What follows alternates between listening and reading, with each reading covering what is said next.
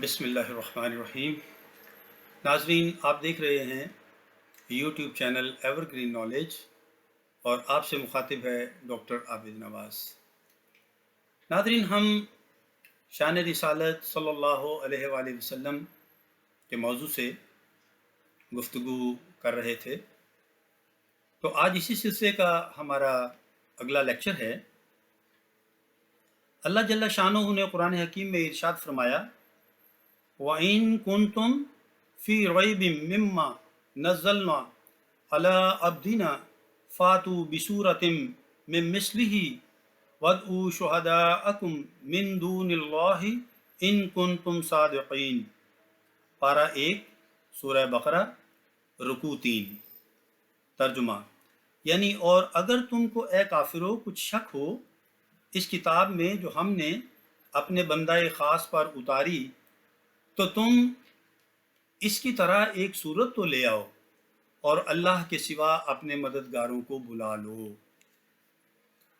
ناظرین، کفار مکہ کہتے تھے کہ قرآن حکیم جو ہے وہ نبی کریم صلی اللہ علیہ وآلہ وسلم نے خود بنایا ہے، معاذ اللہ۔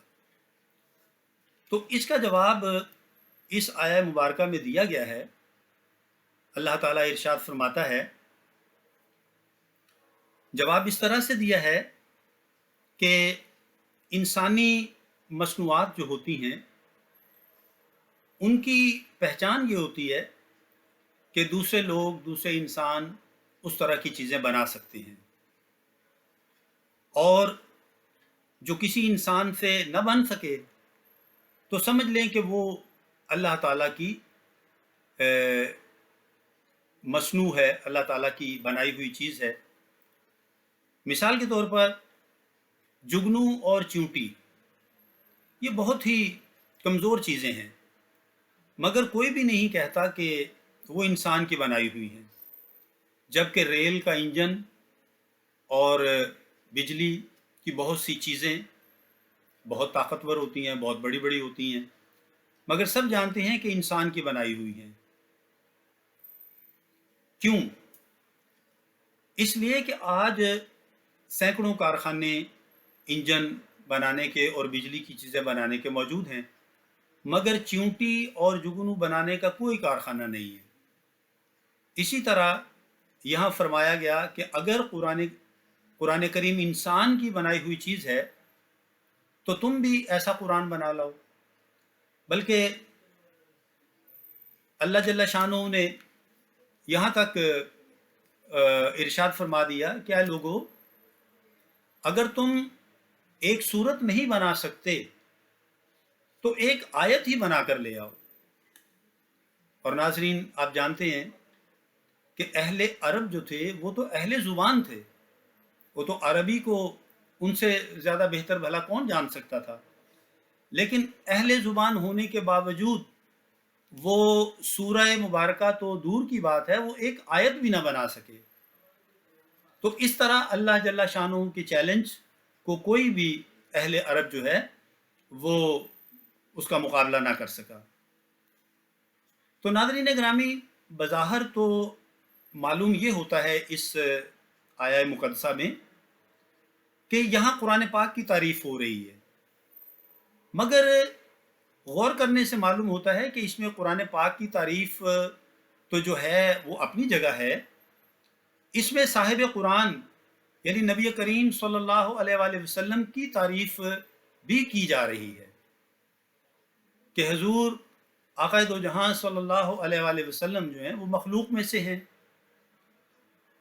لیکن وہ مخلوق میں سے کسی کے شاگرد نہیں ہیں، بلکہ استاد قل بنا کر بھیجے گئے، اور بلا واسطہ پروردگار عالم آپ کو سکھانے والا اور وہ سیکھنے والے ہیں۔ لکھے نہ پڑھے جناب والا، شاگرد رشید حق تعالی۔ لکھے نہ پڑھے جناب والا، شاگرد رشید حق تعالی، یعنی نبی کریم صلی اللہ علیہ وآلہ وسلم براہ راست اللہ جل شانہ کے سے تعلیم پانے والے ہیں۔ ناظرین، اصول یہ ہوتا ہے کہ جو بڑا استاد ہوتا ہے، جو بڑا پروفیسر ہوتا ہے، اس کا شاگرد بھی اسی مقام اور رتبے کا ہوتا ہے۔ مثال کے طور پر اب اگر کوئی پی ایچ ڈی کے طلباء کو پڑھانے والا پروفیسر ہے، تو اس کا جو شاگرد ہوگا وہ بھی پی ایچ ڈی کا اسٹوڈنٹ ہی ہوگا نا، ٹھیک ہے، اور اس کی اتنی صلاحیت ہوگی، اتنی قابلیت ہوگی کہ وہ پی ایچ ڈی کی سطح کے علم کو جذب کر سکے۔ تو بالکل اسی طرح بڑے استاد کے پاس اور بڑی سطح کے پروفیسر کے پاس چھوٹی سطح کا طالب علم جو ہے وہ نہ پڑھ سکتا ہے اور نہ اس علم کو جذب کر سکتا ہے۔ تو معلوم یہ ہوا کہ بڑی سطح کے استاد کے پاس پڑھنے والے شاگرد بھی اسی سطح کے ہوتے ہیں، اور چھوٹی سطح کے شاگرد کے بس کی یہ بات نہیں ہے کہ وہ اس بڑی سطح اور بڑے علم والے استاد کے پاس پڑھ سکے۔ لہذا اللہ جل شانہ اگر تعلیم دینے والا ہے تو نبی کریم صلی اللہ علیہ وآلہ وسلم علم حاصل کرنے والے ہیں براہ راست اللہ جل شانہ سے، تو اللہ تعالیٰ نے نبی کریم علیہ الصلوۃ والسلام کو وہ اعزاز عطا فرمایا، علم کا وہ مقام عطا فرمایا کہ جو اللہ جل شانہ سے علم لے کر اس کو جذب کر سکیں۔ تو پتہ چلا کہ جن کا سکھانے والا پڑھانے والا اللہ تعالیٰ ہے، تو سیکھنے والے محبوب صلی اللہ علیہ وآلہ وسلم جو ہیں وہ بھی کیسے علم و حکمت والے ہوں گے۔ اسی لیے فرمایا کہ سارے مددگاروں کو بلا لو، دنیا بھر کے عالموں کو جمع کر کے مقابلہ کرو، مگر نہ ہو سکے گا، کیونکہ سارے عالم مخلوق ہی سے پڑھ کر سارے عالم جو ہیں وہ مخلوق ہی سے پڑھ کر عالم بنے ہیں اور مخلوق کے شاگرد ہیں۔ لہذا وہ اس ذات کا کس طرح مقابلہ کر سکتے ہیں جو خالق کا شاگرد ہو، اور مخلوق کا علم جو ہے نبی کریم علیہ الصلوۃ والسلام کے مقام تک تو کبھی پہنچ ہی نہیں سکتا، بلکہ نبی کریم صلی اللہ علیہ وآلہ وسلم جو ہیں وہ معلم مخلوق ہیں، تمام مخلوق کے استاد بنا کر بھیجے گئے ہیں۔ ناظرین، مفسرین نے اس آیت کے ایک معنی یہ بھی کیے ہیں کہ مثل ہی جو لفظ ہے اس میں، اس کی ضمیر جو ہے وہ نبی کریم صلی اللہ علیہ وآلہ وسلم کی طرف لوٹتی ہے۔ تو آیت کے معنی یہ ہوئے کہ ایک صورت ہی ایسی لے آؤ جو کہ محمد رسول اللہ صلی اللہ علیہ وآلہ وسلم جیسی ذات کے مبارک منہ سے نکلی ہو، ٹھیک ہے، یعنی قرآن حکیم تو نبی کریم علیہ الصلوۃ والسلام نے پڑھ کر ہمیں سنایا نا لوگوں کو، یعنی اولاً تو کوئی ایسی شان والا محبوب دنیا میں ڈھونڈو، پھر اس کے منہ سے ایسی آیت پڑھوا کر سنو۔ اب کلام کا مقصد یہ ہے کہ نہ ان جیسی شان کا آسمان کے نیچے کوئی ملے گا اور نہ ایسا کلام سنا سکے گا، جس سے معلوم ہوا کہ حضور صلی اللہ علیہ وآلہ وسلم بے مثل اور بے نظیر ہیں۔ حدیث شریف میں ارشاد فرمایا ایکم مثلی، ایکم مثلی یعنی تم میں مجھ جیسا کون ہے۔ دوسری جگہ ارشاد فرمایا وَلَٰكِنِّي لَسْتُ كَأَحَدٍ مِّنْكُمْ، یعنی لیکن ہم تمہاری طرح نہیں۔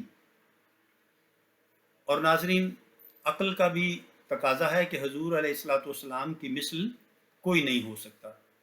آپ مخلوقات میں بے مثل ہیں، بے نظیر ہیں، سب سے اعلیٰ و بالا ہیں۔ بعد از خدا بزرگ توئی، قصہ مختصر، بہت خوبصورت بات کہہ دی شاعر نے کہ اللہ جل شانہ کے بعد سب سے بلند و برتر ہستی جو ہے وہ آقا دو جہاں میٹھے مصطفیٰ صلی اللہ علیہ وآلہ وسلم کی ہے۔ اور اس کی مثال اس طرح سے سمجھ لیجئے کہ ہم سب مومن اور حضور علیہ الصلوۃ والسلام جو ہے وہ ایمان ہیں، ہم لوگ صادق اور وہ سراپائے صدق ہیں، اور عالم وہ سراپا علم، کیونکہ ان کے احوال پاک جاننے کا یا ان کو پہچاننے کا نام علم ہے۔ اسی طرح ہمارا پیشاب یا پاخانہ ناپاک ہے، اور حضور علیہ الصلوۃ والسلام کی یہ تمام چیزیں امت کے لیے پاک ہیں۔ ہماری نیند وضو توڑ دینے والی ہے، جبکہ آقا دو جہاں علیہ الصلوۃ والسلام کی نیند وضو نہیں توڑتی۔ ہم سب سن کر جنت اور دوزخ اور ان کی ذات و صفات پر ایمان لائے۔ ہمارا ایمان سنا ہوا ہے، جبکہ حضور علیہ الصلوۃ والسلام نے ان تمام چیزوں کا مشاہدہ کیا ہوا ہے۔ ہم سب پر 5 نمازیں فرض ہیں، جبکہ حضور علیہ الصلوۃ والسلام پر 6 نمازیں فرض ہیں، یعنی تہجد بھی آپ پر فرض ہے۔ تہجد بھی ارشاد ہے کہ وَمِنَ اللَّيْلِ فَتَہَجَّدُوا بِهِ نَافِلَةً لَکَ، یعنی رات میں آپ تہجد پڑھیے، یہ نماز آپ کے لیے زیادہ ہے، یعنی 5 نمازوں میں سے ایک زیادہ ہے۔ ہم پر تو 5 ہیں، آپ پر 6 ہیں۔ سب کے لیے اسلام کے ارکان 5 ہیں، جبکہ حضور علیہ الصلوۃ والسلام کے لیے صرف 4 ہیں، یعنی زکوٰۃ نبی پاک علیہ الصلوۃ والسلام پر فرض نہیں۔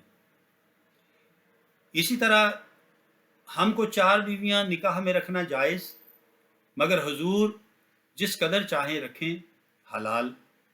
ہمارا مال میراث میں تقسیم ہوتا ہے، جبکہ حضور علیہ الصلوۃ والسلام کی میراث تقسیم نہیں ہوتی۔ ہماری بیویاں ہماری موت کے بعد جس سے چاہیں نکاح کر لیں، جبکہ حضور کی ازواج پاک بعد وفات بھی کسی کے نکاح میں نہیں آ سکتی۔ رب تعالیٰ فرماتا ہے وَلَا تَنْكِحُوا أَزْوَاجَهُ مِن بَعْدِهِ أَبَدًا، غرض کے بے شمار فرق ہے عبادات میں بھی اور معاملات میں بھی، پھر کس طرح کہا جا سکتا ہے کہ ہم حضور جیسے بشر ہیں۔ تو ناظرین، آپ نے اس آیہ مبارکہ کے تحت وضاحت سنی، جس سے ہمیں معلوم ہوا کہ نبی کریم آقا دو جہاں میٹھے مصطفیٰ صلی اللہ علیہ وآلہ وسلم جو ہیں، اللہ جل شانہ کے بعد کائنات میں مخلوقات میں سب سے افضل اور سب سے برتر ہیں۔ نہ کوئی آپ کے جیسا آیا اور نہ قیامت تک آئے گا۔ اللہ تعالیٰ نے آپ کو اپنا محبوب بنا کر، سردار الانبیاء بنا کر، سب سے مخلوقات میں سب سے زیادہ فضیلت والا بنا کر بھیجا۔ ناظرین، امید ہے آپ کو ہماری یہ ویڈیو پسند آئی ہوگی اور آپ ہمارے اس چینل کو لائک، شیئر اور سبسکرائب کریں گے۔ حیات و صحت رہی تو آئندہ ویڈیو کے ساتھ پھر انشاءاللہ آپ کی خدمت میں حاضر ہوں گے۔ تب تک کے لیے اجازت دیجیے، اپنا بہت خیال رکھیے گا۔ اللہ ہم سب کا حامی و ناصر ہو۔ فی امان اللہ۔